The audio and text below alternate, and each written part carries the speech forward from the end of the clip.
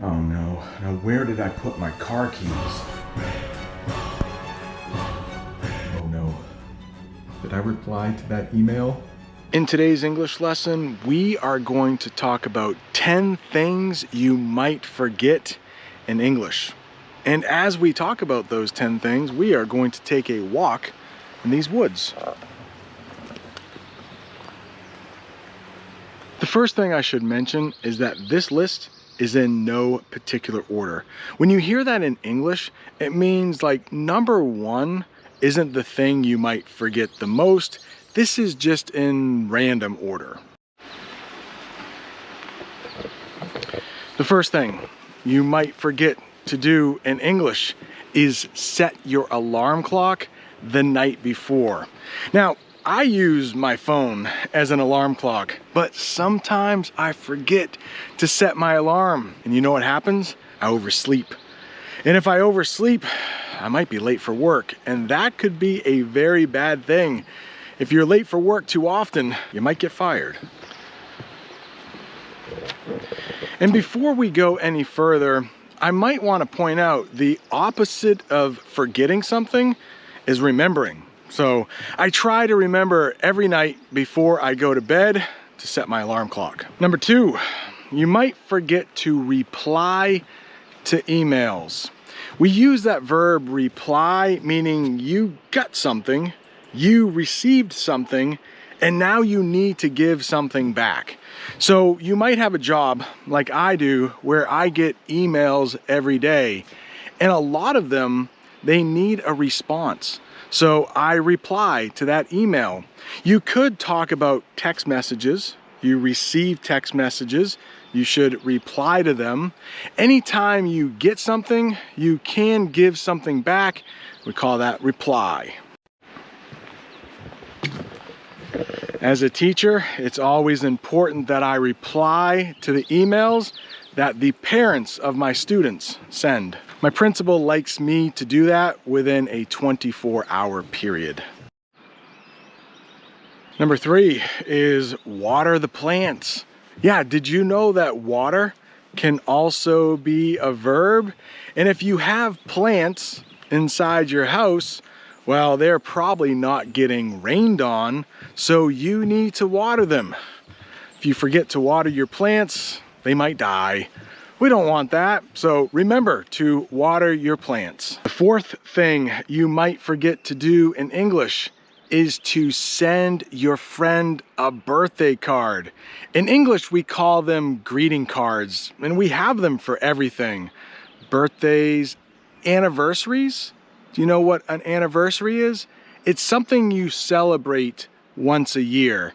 Maybe a wedding anniversary. Well, if your friend has a birthday, it might be nice to send them a card. And if you forget, they might get their feelings hurt. They might feel bad. They might say, "Oh, I can't believe you forgot my birthday again." Have you ever forgotten a friend's birthday? Have you ever forgotten an anniversary? Let me know in the comments section. It can be really embarrassing if you do this. You might hear the term happy belated birthday.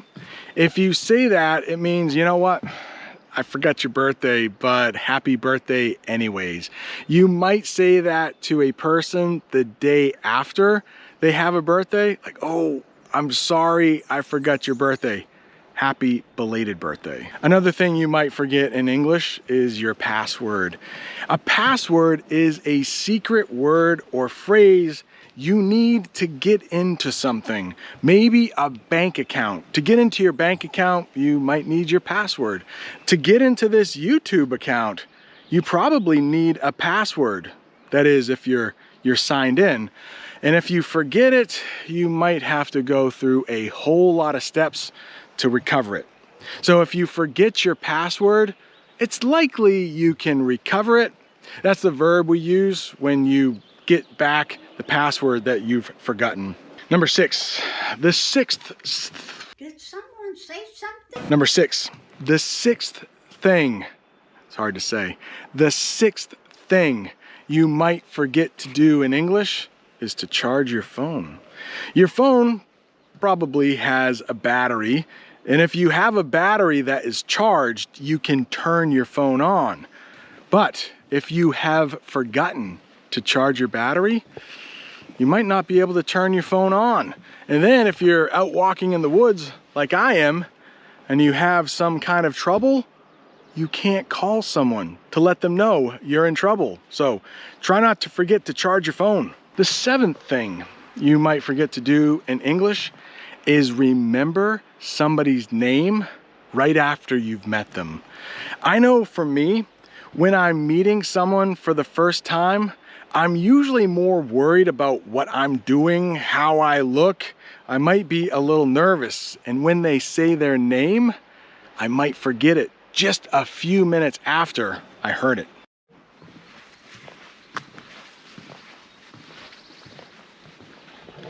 It's always embarrassing to forget somebody's name the second after you heard it. Happens to me all the time. Number 8, you might forget to take out the garbage. Yes, that's the phrasal verb we use. Once a week in my neighborhood, a garbage truck will come around. And if you put out or take out your garbage and leave it on the side of the street, they will come by and pick it up. But if you forget to take out your garbage, you are going to have that garbage stuck at your house for another week.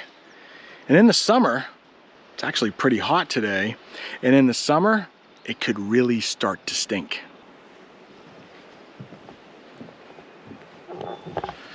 I always try to remember to take out my garbage once a week, but sometimes I forget. Number 9 has a really tough English word in it. Number 9 is you might forget where you put your car keys or where you put your house keys. Put.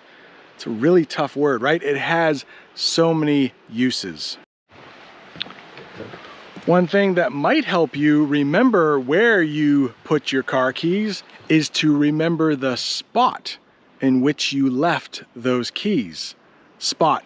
If you have a spot in your house or a place in your house where you always leave your keys, you are less likely to forget where you put those keys. Before we get to the last one, would you mind hitting the like button if you have learned any English at all?